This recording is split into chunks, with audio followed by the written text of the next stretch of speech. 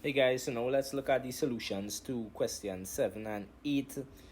We have question 7 is asking us, or it says that the integral of this guy here is which one of these? That's what it is asking us. And so let's set up the integral as they have it. It will be the integral from 0 to pi is a definite integral of cos squared x on 4 with respect to dx. That's the same as a quarter the integral from 0 to pi.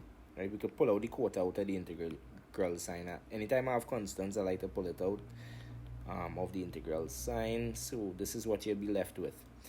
We do really have, by recognition, integral for cos squared x. So what we could use is a different form of cos squared x. We could use the double angle formula, right? Cos 2x, we should notice that cos 2x is equal to 2 cos squared x minus 1, right? And then this would imply that cos squared x is equal to, cos squared x would be equal to what? Cos 2x plus 1 on 2.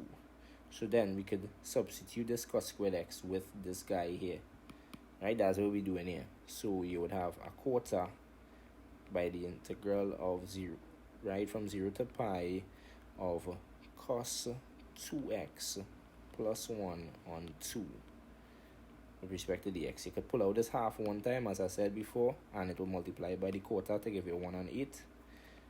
And it's just simply the integral of the cos 2x plus 1 with respect to dx.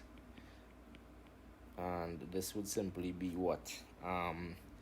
Negative a half a line, a negative. The integral of cos is positive sine, right? So it's positive sine 2x, and you multiply by 1 on the derivative of the 2x, which would give you this half here, plus x, right?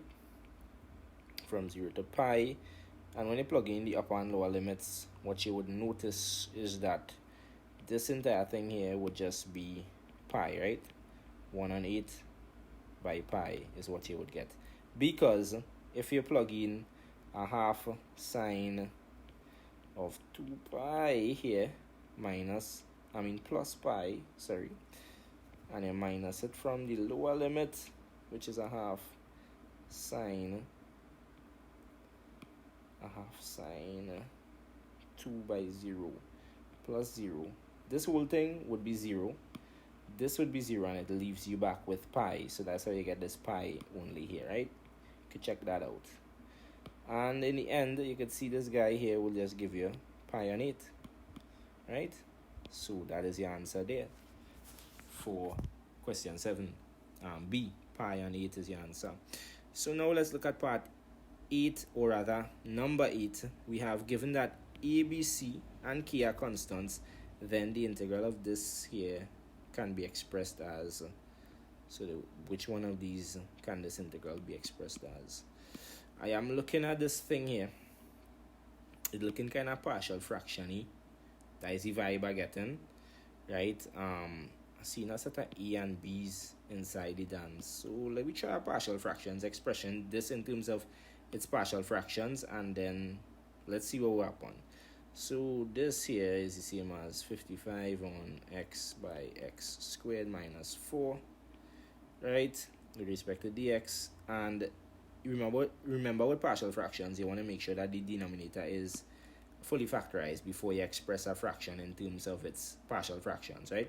So I can see clearly here this is the difference of two squares, so that could be factorized a little further. So this is the same as 55, the integral of 55, this is x by x plus 2 by x minus 2. Let me pull this here.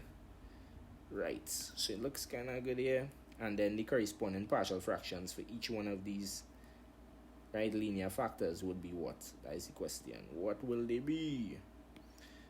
So we will have, it would be, this is the same as the integral of a on x, right? And if you go back to the video I did on partial fractions, you would see it.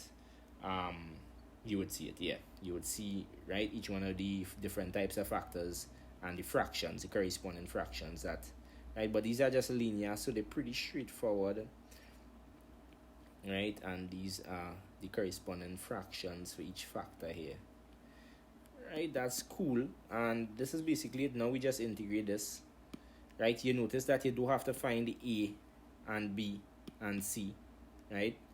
The question really doesn't look forward to us finding that, so we could just integrate these guys. These is just lns, right? The integral of those.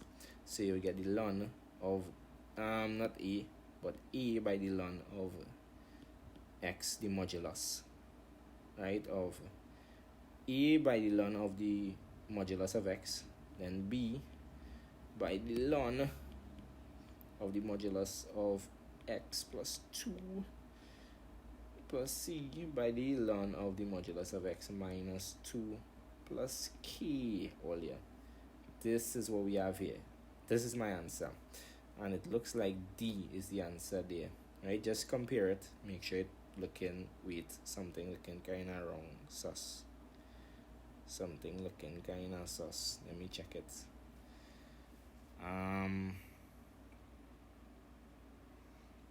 No, it's correct, you know. Yeah, it's correct. It's just, right, I was looking at it just now there and I saw that the B ln x minus 2, I have C ln x minus 2. But that's okay because these are just constants. It doesn't really matter too much, right? But the fact of the matter is I have this ln of x plus 2. It's here. And ln of x plus 2, right? So this is correct, right? D is my answer here. Have no fear whether you use D. These are just constant. Just remember that, right? So this here in my answer is actually this here, and this here in my answer is actually this. So don't be frightened. It is in fact D, right? And that's it, guys. I hope you all understood the solutions to this question. And with that said, I will see you in the next video.